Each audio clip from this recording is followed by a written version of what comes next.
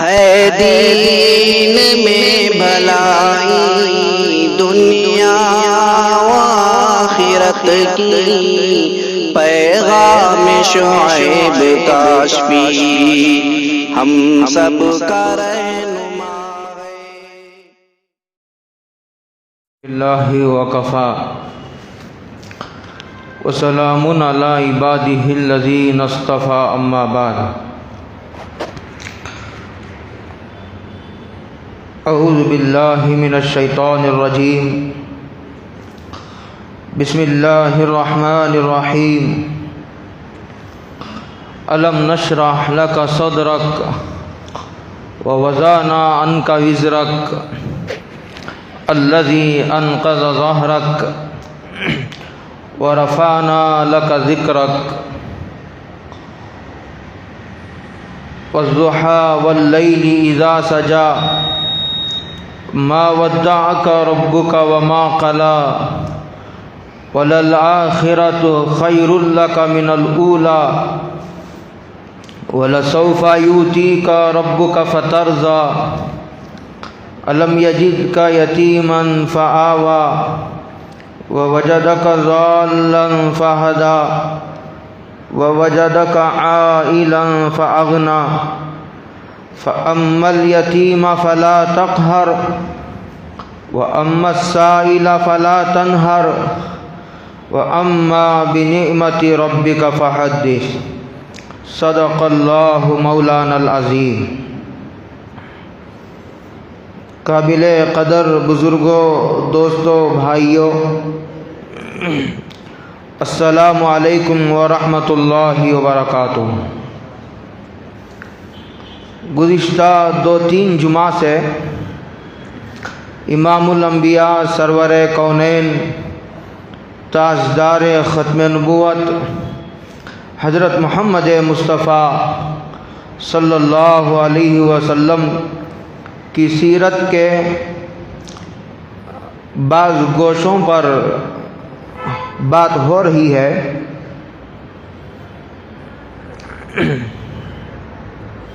اس وقت سورہ انشراح کی ایک آیت کریمہ بلکہ برکت کے لیے کئی آیات تلاوت کرنے کی اللہ جل جلالہ و من والہ نے سعادت عطا فرمائی ہے۔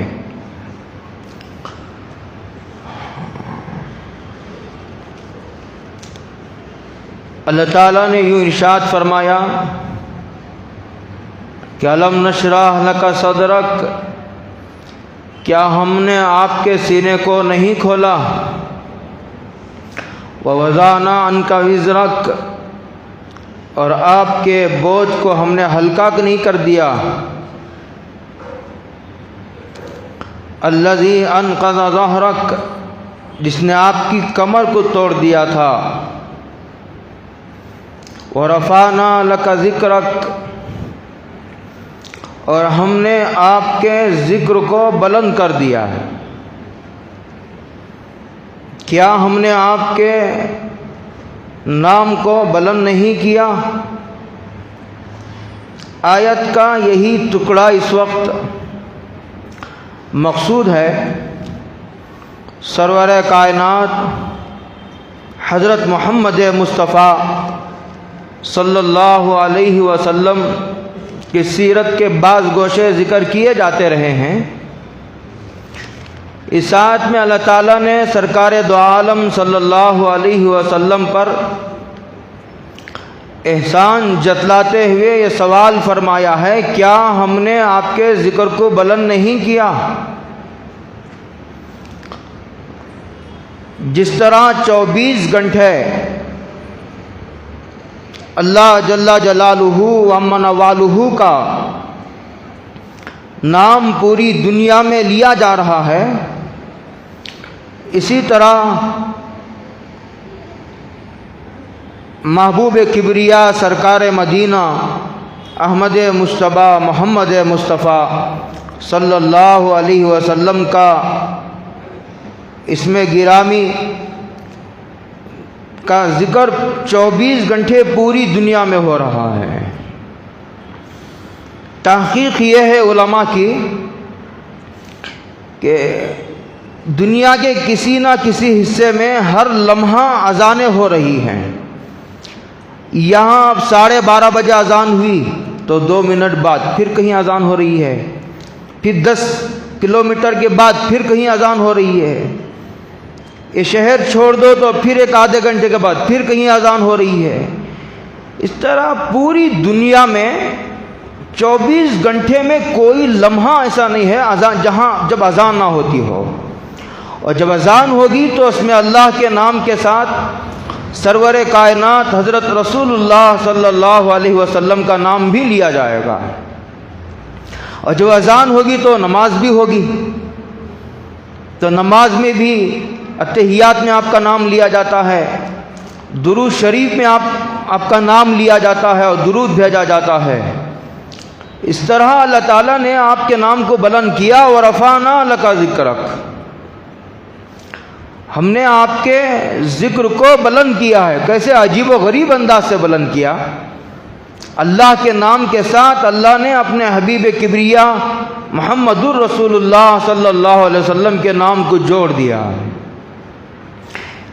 یہ مطلب ہے وَرَفَعْنَا لَكَ ذِكْرَكَ کا، کہ خطبے میں نام لیا جا رہا ہے، اذانوں میں نام لیا جا رہا ہے، درودوں میں نام لیا جا رہا ہے، کلمہ طیبہ پڑھا جاتا ہے، لا الہ الا اللہ محمد الرسول اللہ، اس میں حضور کا نام لیا جاتا ہے۔ یہ وَرَفَعْنَا لَكَ ذِكْرَكَ کی عملی تفسیریں ہیں۔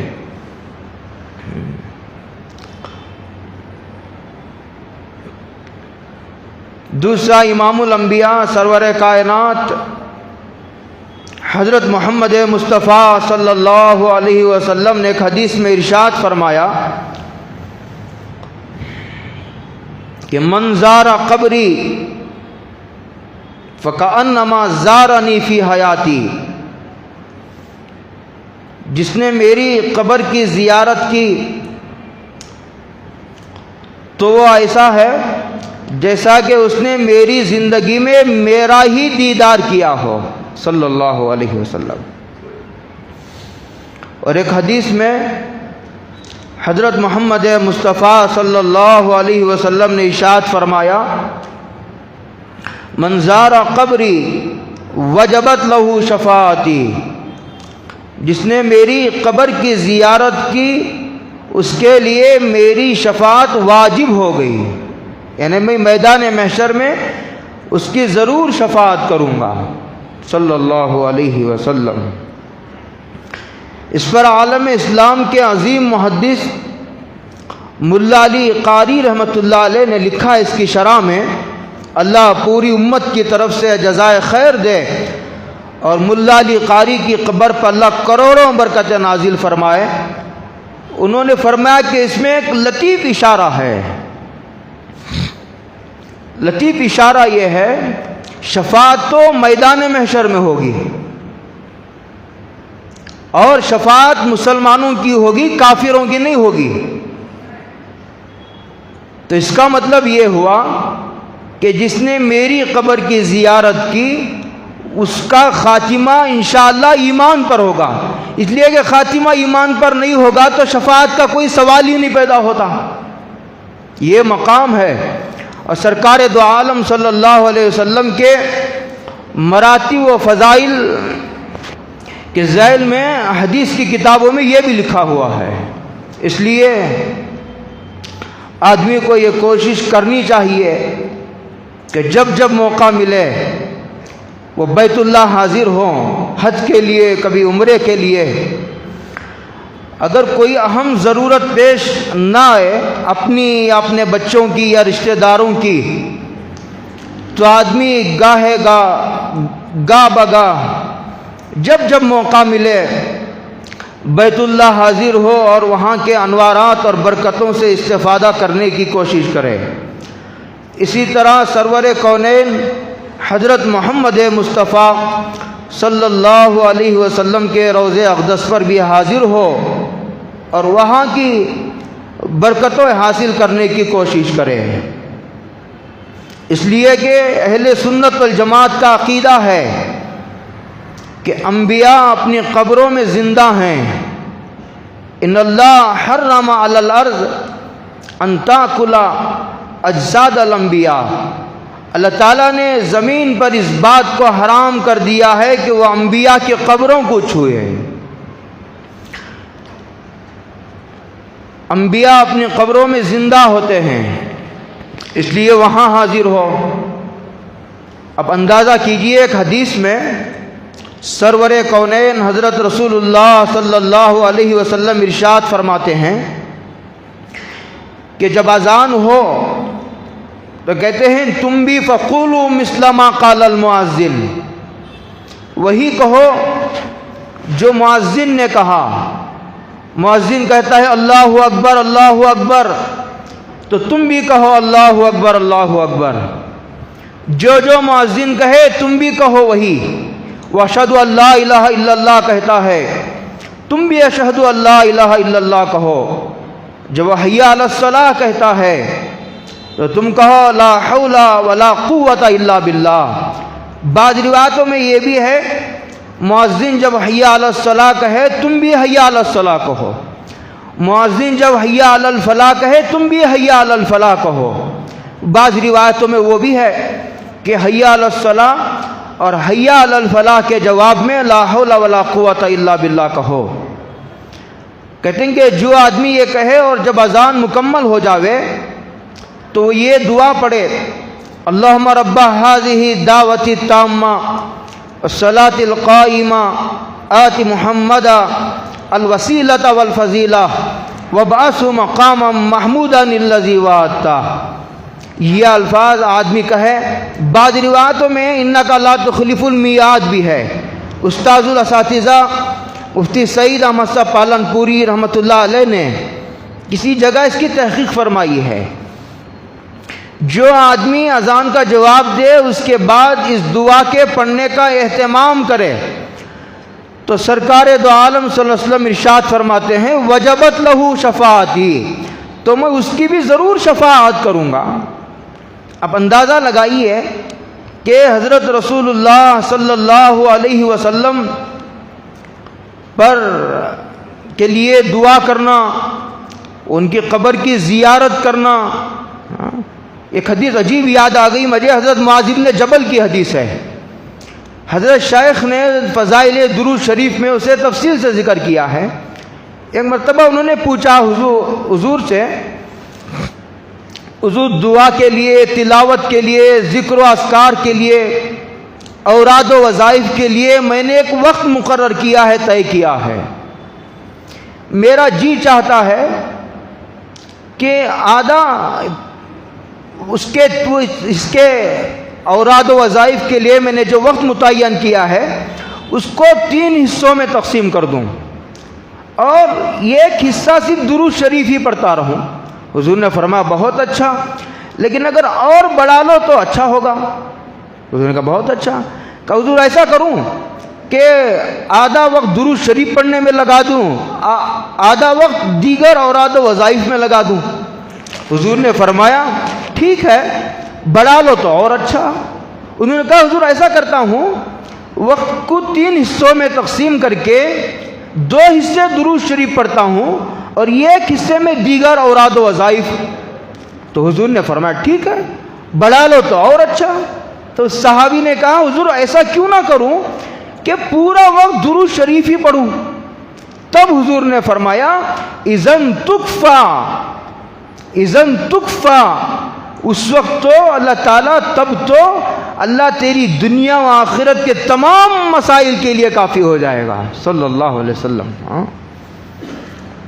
علماء نے لکھا ہے کہ درود شریف وہ واحد عمل ہے جس میں بندوں کے ساتھ اللہ بھی شریک ہے. ان اللہ و ملائکتہ یصلون علی النبی یا ایھا الذین آمنوا صلوا علیہ وسلموا تسلیما. بلا شبہ اللہ اور اس کے فرشتے حضور پر درود بھیجتے ہیں. اللہ تو رحمتیں اور برکتیں نازل کرتا ہے، فرشتے برکتوں اور رحمتوں کی اللہ سے دعا کرتے ہیں. اس لیے کہ حضور کے پورے مقامات و مرتبے کو تو اس کا خدا ہی بہتر جانتا ہے، تو وہ حضور کی شایان شان ان پر رحمتوں و برکتوں کو نازل فرمائے، اس لیے اللہ سے درخواست کی جاتی ہے۔ یہ تو سرکار دو عالم صلی اللہ علیہ وسلم کی فضیلتوں میں علماء نے لکھا ہے۔ اس سے گزشتہ جمعہ بات یہاں رکی تھی آ کر کہ سرکار دو عالم صلی اللہ علیہ وسلم کا ملک شام سفر ہوا۔ اس وقت حضور کی عمر 12 سال کی تھی اور ابو طالب کے کفالت میں تھے۔ ابو طالب غریب تھے اور ان کے کئی بچے تھے، اتنے غریب تھے لکھا ہے روایتوں میں کہ ان کے بچے روٹیوں کے لیے لڑتے تھے آپس میں، اسی لیے سرکار دو عالم صلی اللہ علیہ وسلم نے ان کے گھر میں رہتے ہوئے بکریاں بھی چرائی ہے۔ تو ایک مرتبہ تجارتی قافلہ ملک شام جا رہا تھا تو ابو طالب بھی جانے کے لیے تیار ہو گئے، تو سرکار دو عالم صلی اللہ علیہ وسلم جا کر کے لپٹ گئے۔ ابو طالب لے کر جانا نہیں چاہتے تھے، اس لیے کہ راستہ خطروں سے گھرا ہوا تھا اور طویل سفر تھا، اس لیے اس سفر کی صعوبتوں کو اور مشکلات کو سامنے رکھتے ہوئے وہ یہ چاہتے تھے کہ حضور کو نہ لے جائے، لیکن حضور لپٹ گئے اور کہا کہ جیسے بچوں کی ضد ہوتی ہے، اور باپ کو تو حضور نے دیکھا نہیں تھا اور 6 سال کی عمر تھی کہ والدہ کا انتقال ہو گیا، اس کے بعد 8 سال کی عمر تھی کہ عبد المطلب کا انتقال ہو گیا۔ زیادہ تر ابو طالب کی شفقتوں کو ہی دیکھنے کا حضور کو موقع ملا، اس لیے حضرت ابو طالب آپ دیدہ ہو گئے اور کہا کہ ٹھیک ہے چلیے۔ سفر میں لے کر گئے تو شام کا ایک علاقہ ہے بصرہ، وہاں پڑاؤ کیا۔ قریب میں ایک نصرانی راہب رہتا تھا جس کا نام جرجیس تھا اور بحیرہ کے نام سے مشہور تھا۔ وہ خلاف معمول اپنے عبادت گاہ سے باہر آیا تو کیا دیکھتا ہے کہ ایک قافلہ ملک شام سے آ رہا ہے، یہ مکے سے آ رہا ہے، اور یہ کوئی پہلا واقعہ نہیں تھا۔ مکے والے اور قریش کے قبیلے کے لوگ ملک شام کا سفر تجارت کے لیے جو ہے وقفے سے کرتے رہتے تھے۔ جب گھاٹیوں سے نکل کر یہ قافلہ اوپر آیا تو بحیرہ راہب نے سرکار دو عالم صلی اللہ علیہ وسلم کے چہرے کو دیکھ کر پہچان لیا۔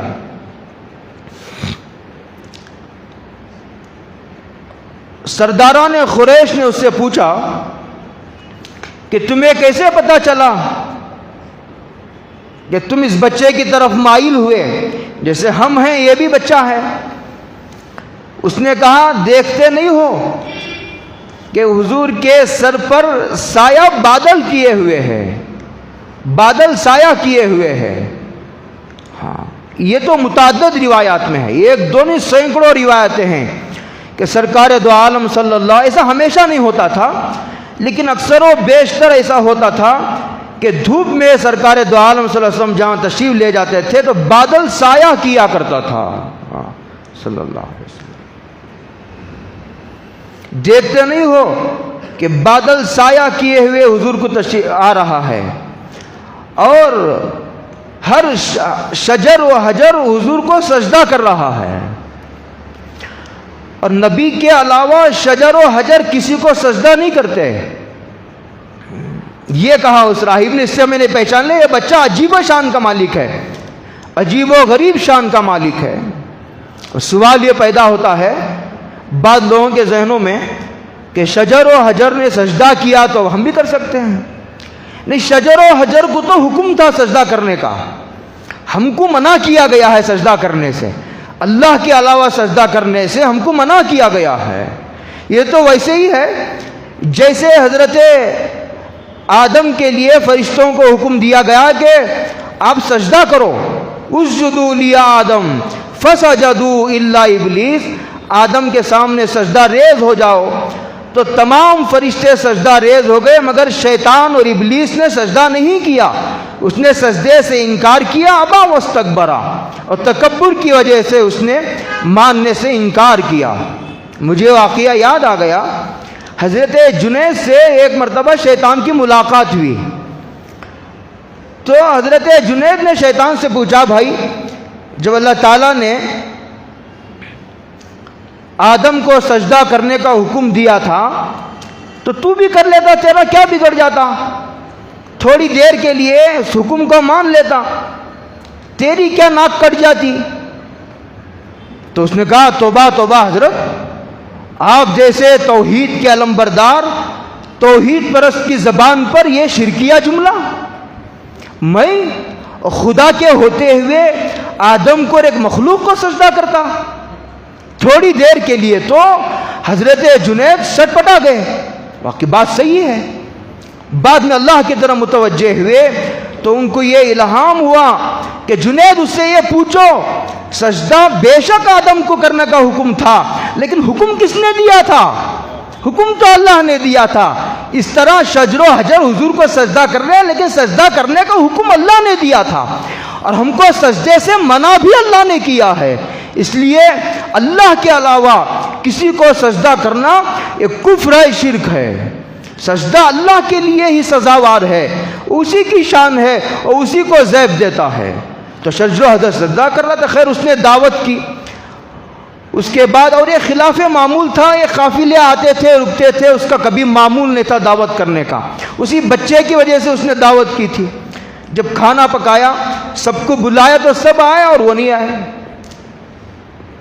بچے کو سامان کی حفاظت کے لیے وہ چھوڑ آئے، سب بیٹھے کھانے کے لیے، تو جو راہب تھا بڑے غور سے دیکھنے لگا، دیکھا تو بچہ غائب ہے جس کے لیے دعوت کیا تھا۔ اس نے پوچھا، حل ترکت احدا، کیا آپ نے کسی کو چھوڑا ہے؟ اس نے کہا، ترکت طفلا لحفظ متاعنا، ہاں ہم نے ایک بچے کو چھوڑا ہے ہمارے مال کی حفاظت کے لیے، سامان کی حفاظت کے لیے، ہم جھاڑ کے نیچے اسے بٹھا کر آئے۔ کہا، رے اسی کے لیے تو یہ دعوت کی گئی تھی، آپ تو کئی مرتبہ آپ کا یہاں سے گزر ہوا ہے، میں نے کبھی آپ کی دعوت نہیں کی، میں نے دعوت اسی بچے کی خاطر کی ہے، اسے لے آؤ۔ تو اسے لایا گیا، خیر دعوت تھی، اس کے بعد لے گئے۔ جب دعوت مکمل ہوئی تو اس کے بعد وہ واپس جب درخت کے پاس گئے، اس درخت کے پہلے سرداران قریش پہنچ گئے تھے اور پوری جگہ پر ہو گئی تھی، تو سرکار دو عالم صلی اللہ علیہ وسلم کی عادت الجھنے کی نہیں تھی، بہت بردبار، بہت برداشت کرنے کی قوت، بہت تحمل۔ اور انبیاء کو جو بکریاں چرایا جاتا تھا، حضور نے فرمایا، کسی صحابی نے حضور سے پوچھا، کیا آپ نے بھی بکریاں چرائی ہیں؟ کہا، میں نے بھی بکریاں چرائی ہیں۔ کوئی نبی ایسا نہیں ہوا جس نے بکریاں نہ چرائی ہو، ہر نبی بکریاں چرایا ہے۔ یہ کہا وہ اس لیے کہ تحمل، قوت، اس لیے کہ جو بکری ہے بڑا شریر جانور ہے، کبھی ادھر بھاگ جاتا ہے، کبھی ادھر بدک جاتا ہے، کبھی کسی طرف اس کا موڈ ہوا اسی کے پیچھے چل دیا۔ کوئی ایک بکری گئی، پورے ادھر ہی جا مڑ گئے۔ بکریوں کی ایسی عادت ہوتی ہے۔ اونٹوں کو اور گائیوں کو چرانا آسان ہے، گائے کو چرانا، بکریوں کو چرانا آسان نہیں۔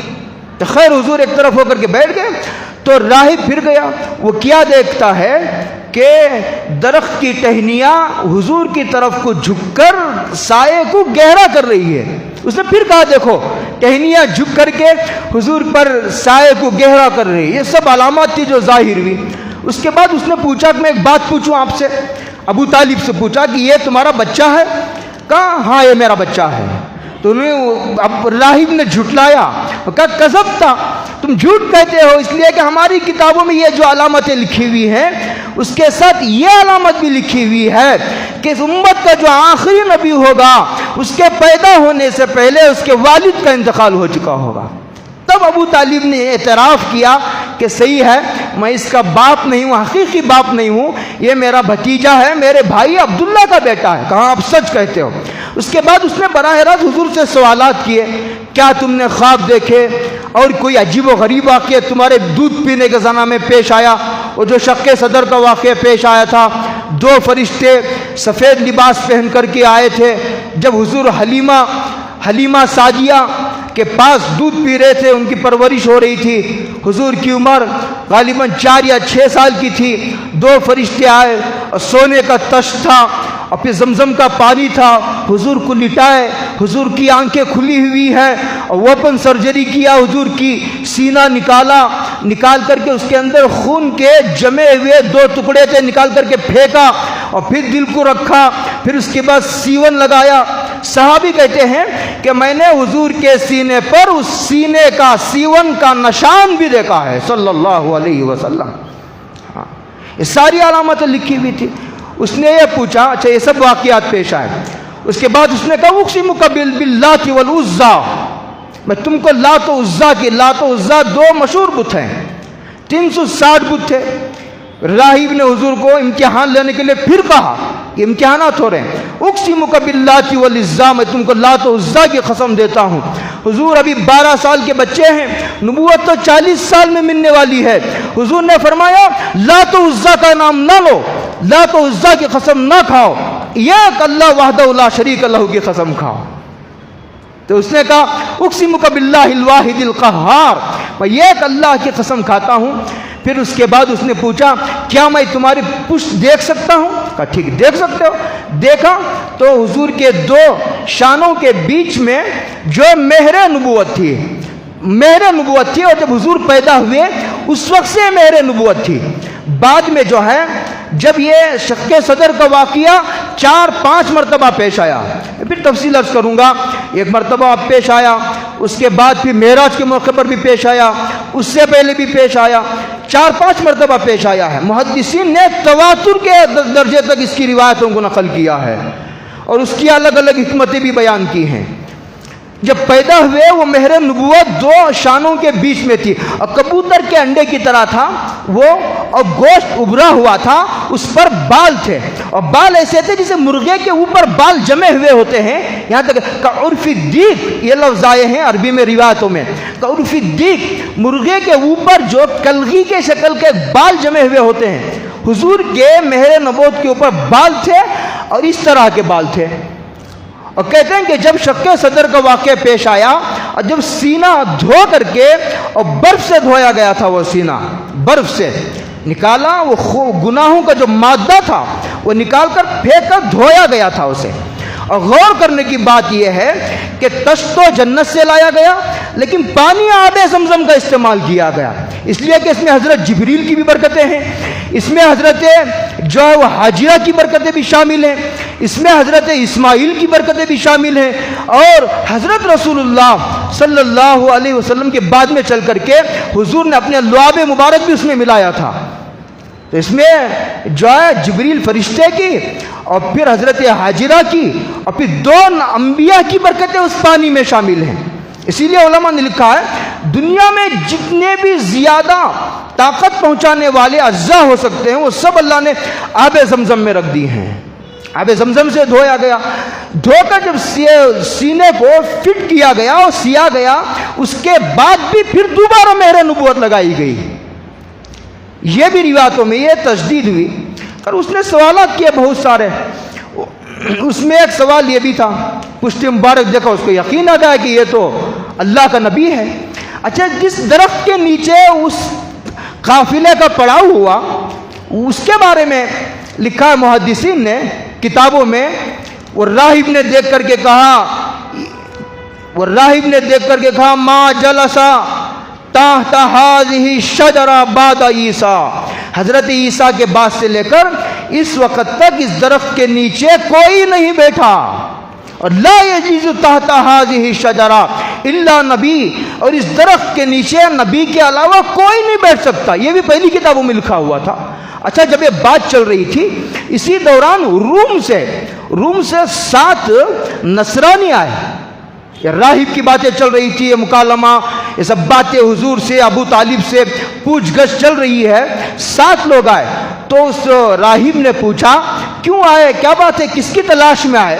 انہوں نے کہا کہ ہم نے اپنی کتابوں میں پڑھا ہے کہ اس مہینے میں اس امت کا آخری نبی کا ملک شام کی طرف سفر ہونے والا ہے.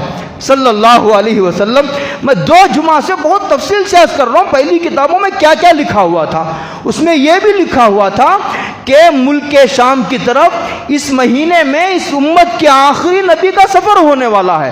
اس کو تلاش کرتے ہوئے وہ رومیوں کے 7 افراد نے اس کی طرف سفر کیا تھا. اس کے بعد سرکار دو عالم صلی اللہ علیہ وسلم کی پرورش ہوتی رہی اور اس نے یہ بھی کہا کہ اس کو واپس بھیج دیجئے. حضور صلی اللہ علیہ وسلم کو اگر جو ہے نصرانی اس کو پہچان لیں گے راہب، ان کی علامتوں سے، ان کے چہرے سے، ان کے چال ڈھال سے اور دیگر علامتوں سے، اور ان کو قتل کر دیں گے، ان کے قتل کے در پہ ہیں، اس لیے ان کو لے کر ان کو واپس بھیج دیجیے آپ. خیر بعض روایتوں میں آتا ہے کہ انہوں نے واپس بھیج دیا مکے کی طرف سرکار دو عالم صلی اللہ علیہ وسلم کو. اس کے بعد سرکار دو عالم صلی اللہ علیہ وسلم بڑھتے رہے. جوانی کا واقعہ ہے.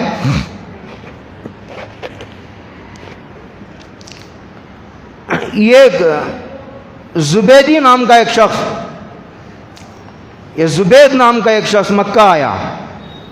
کچھ تجارت کا مال بیچنے کے لیے آیا، تجارت کرنے کے لیے.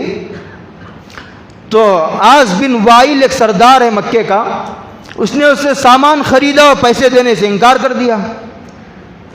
اس نے فریاد کی کہ دیکھو میرے ساتھ ظلم ہوا ہے، میرے ساتھ ظلم ہوا ہے کہ یہ فلاں آدمی نے مجھ سے مال خریدا اور پیسے ہی نہیں دیتا ہے. اس نے شریف لوگوں سے تم میں کوئی شریف نہیں ہے، تم میں کوئی جو ہے وہ مظلوم کی فریاد سننے والا نہیں ہے، اس طرح اس نے آواز لگائی. تو جو لوگ باغیرت تھے ان کی غیرت جاگ اٹھی اور یہ گھر میں جمع ہوئے. جمع ہو کر کے انہوں نے یہ وعدہ ہوا، معاہدہ ہوا کہ مکے میں کسی پر ظلم ہونے نہیں دیں گے. یہ بہت غور سے سنیے ان حالات کے پیش نظر. اس میں سرکار دو عالم صلی اللہ علیہ وسلم بھی شریک ہوئے اور دیگر مکے کے سردار بھی شریک ہوئے. اس میں یہ معاہدہ ہوا، یہ ایجنڈا تھا اس کا.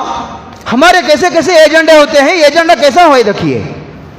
یہ ہوا کہ دیکھو مکے میں کسی پر ظلم ہونے نہیں دیں گے. ابھی اسلام نہیں آیا، ابھی حضور کو نبوت نہیں ملی، یہ اس وقت کا واقعہ ہے. کوئی بھی کسی پر ظلم کرے گا، ہم جو ہے مظلوم کی حمایت میں کھڑے ہوں گے، اس کی مدد کریں گے اور اس کی فریاد رسی کے لیے پہنچیں گے.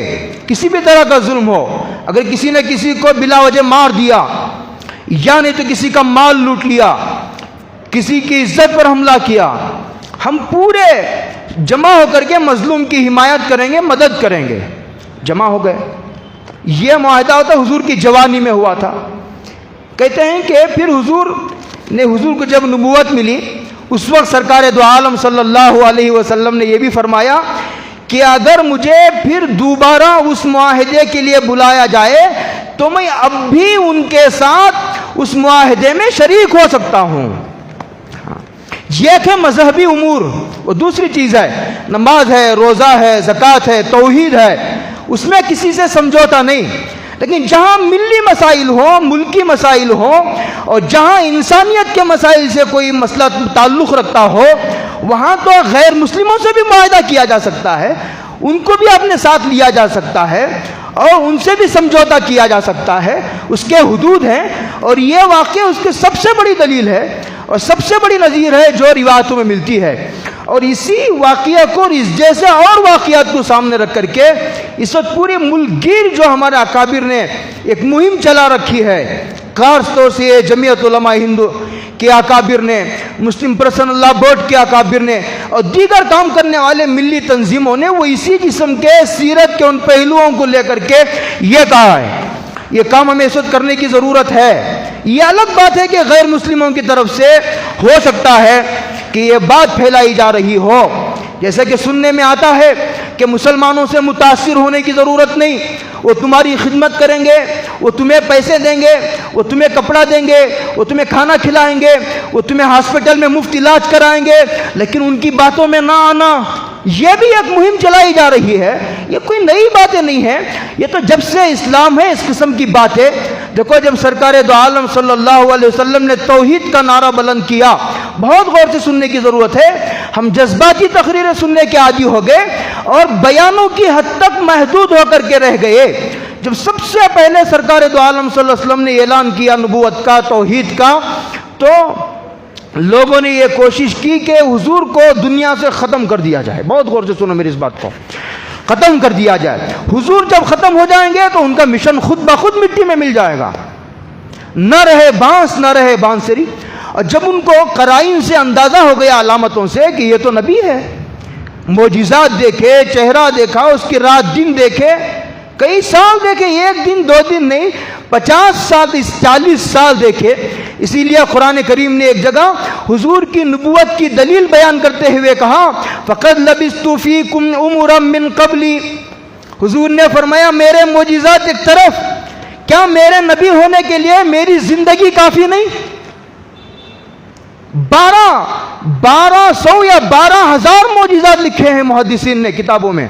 پھر میں کبھی عرض کروں گا کیا کیا بیان کیا جائے حضور کا، کون سا گوشے کو سے پردہ اٹھایا جائے، ابھی تو یہ ابتدا چل رہی ہے۔ میرے علم معلومات کے مطابق محدثین نے 12,000 معجزات کا ذکر کیا ہے، اور اس کی بھی کوئی تعداد نہیں، اس کے اور بھی معجزات ہیں جو گرفت میں نہیں آ سکے۔ کہتے معجزات ایک طرف، میری زندگی خود میرے نبی ہونے کی دلیل نہیں ہے۔ فقط لبس، تمہارے ہی درمیان پیدا ہوا، تمہارے ہی درمیان میری پرورش ہوئی، پلا بڑا، میرے اخلاق، میری امانت داری، میری دیانت داری اور میرا سچا ہونا، صادق ہونا، کیا میرے نبی ہونے کے لیے کافی نہیں ہے؟ صلی اللہ علیہ وسلم۔ تو یہ کوشش کی، جب اندازہ ہو گیا کہ یہ مشن تو مٹنے والا نہیں ہے، یہ نبی کو مٹایا تو نہیں جا سکتا، تو انہوں نے دوسری یہ کوشش کی، اس وقت کی پوری یہودی عیسائی مشنریوں کی محنتوں کا یہ لبے لباب، ان کا یہ سب سے بڑا ایجنڈا ہے۔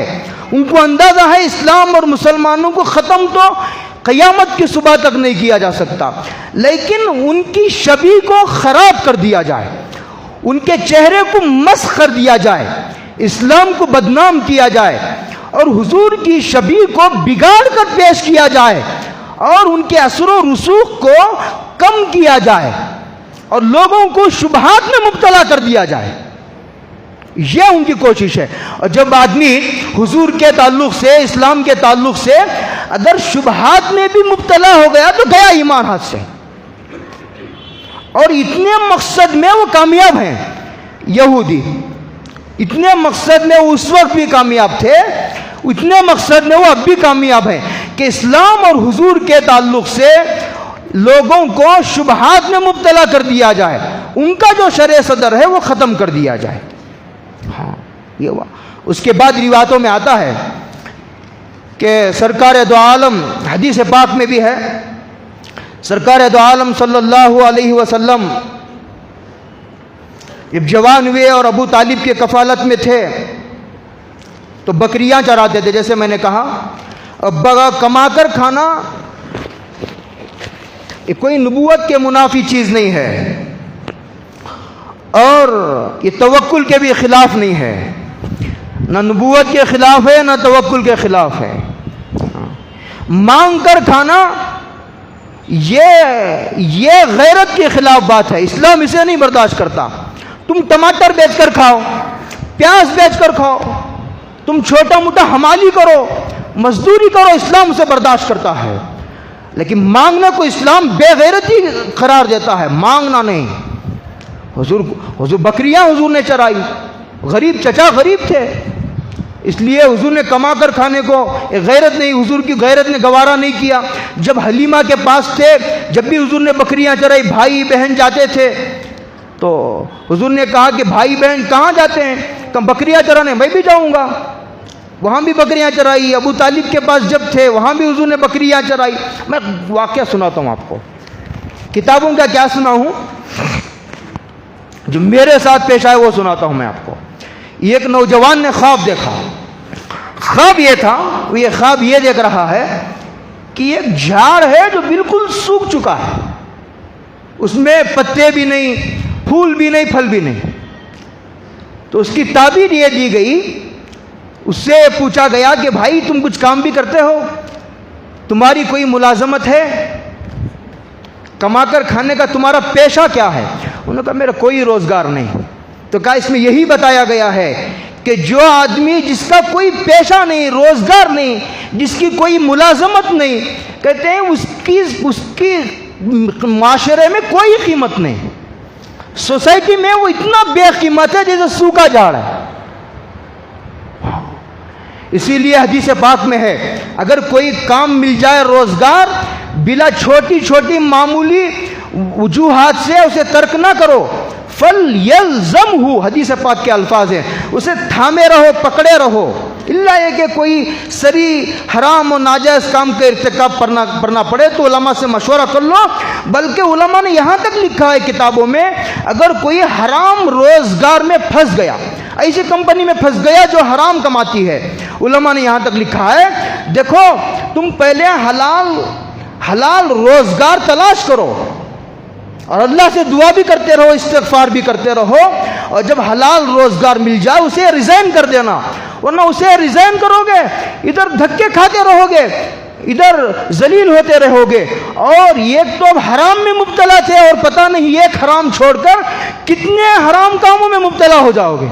اور کبھی بے روزگاری آدمی کو کفر تک بھی پہنچاتی ہے، کاد الفقر ان یکون کفرا۔ یہ حضور نے بکریاں چرائی ہے اور یہ سبق دیا کہ بکریاں جانے تحمل، برداشت کی قوت، اس لیے کہ آگے چل کر امت کو ڈیل کرنا ہے، امت کو بیلنس کرنا ہے اور امت کو سنبھالنا ہے، اس لیے ہر نبی سے بکریاں چروائی گئی، یہاں تک کہ اس کے بعد سرکار دو عالم وسلم جوان ہوتے ہیں 25 سال کو، پھر شام کا دوسرا سفر ہوتا ہے حضور کا، اور حضرت خدیجہ نکاح کا پیغام دیتی ہیں، حضرت خدیجہ دوسرا سفر شام کا ہوتا ہے، وہی بڑا، اس میں بھی ساتھ میں میسرہ غلام تھا۔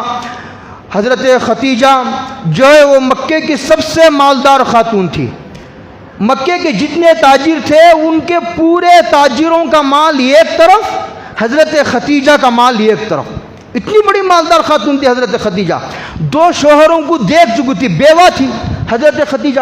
ہمارے ہاں بیوہ عورتوں کو نکاح کرنے کا رواج ایسا مٹا دیا گیا ہے جیسے گویا حرام ہے، اللہ اکبر، بیوہ عورت حرام کرے برداشت ہے، نکاح کریں گے تو اسے بڑی بری نظر سے دیکھا جاتا ہے۔